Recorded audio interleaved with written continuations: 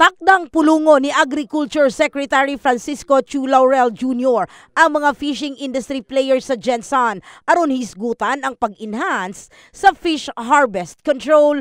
Kinidungan sa kabalaka nga mahurot ang fisheries resources kung kini ang dili marisulba. Other countries sa mga ibang bansa, di ba? So nakikita ko yung mga best practices sa ibang bansa na kailangan natin tularan.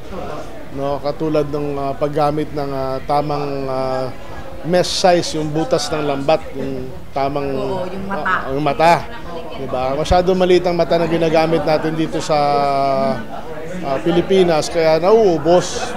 Kaya kailangan natin dalhin sa international standards to para tuloy-tuloy ang harvest natin ng isda. At so yun ang pupunta ako dito itong October para makausap ang lahat ng mga isda from commercial to municipal para makuha ko yung idea nila at maipahayag ko rin kung ano yung nasa isip ko. Dugang ni Laurel Jr. aron makaangkon og daghang isda sa mga musunod nga mga panahon, kinahanglang makontrola ang harvest o pagpatuman o mga closure aron ma-revive ang fishing ground. Angayang i-relax o pakunhuran sa mga mananagat sa deep sea o commercial fishing aron malikayan ang pagkahurot o pagka-overexploited sa kadagatan. Kasi hindi tayo pwedeng ganito nilang taon-taon para lang ang ginagawa natin eh.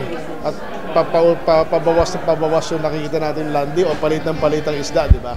Matag tuig ginapatuman sa DA Bureau of Fisheries and Aquatic Resources o BFAR ang closed fishing season sa Philippine water sama sa Visayas Sea, Zamboanga Peninsula ug Palawan aron matugutan ang mga species nga maka-reproduce. Dugang pa sa DA Chief, dili lang ang commercial fishing ang hinungdan niini, kung dili lakip usab ang municipal fishing ug illegal fishing practice sama sa paggamit og dynamite ug cyanide. Si Laurel Jr. ang naa sa Gensan aron mamulong at tubangan sa mga fishing industry player atol sa ika-24 katuig nga National Tuna Congress. In the heart of changing lives. Kini sa Brigada Richelle Gubalani.